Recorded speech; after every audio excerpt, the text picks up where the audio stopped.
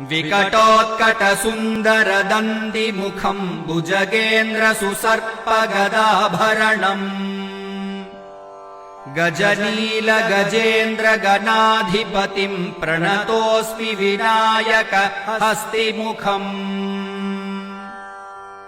सुरसुरगणपतिसुन्दरकेशम् ऋषिगणपतियज्ञसमानम् भव भव गणपति पद्मशरीरम् जय जय गणपति दिव्य नमस्ते गजमुखवक्त्रम् गिरिजापुत्रम् गणगुणमित्रम् गणपतिमीशप्रियम् करधृतपरशुम् कङ्कणपाणिम् कबलितपद्मरुचिम्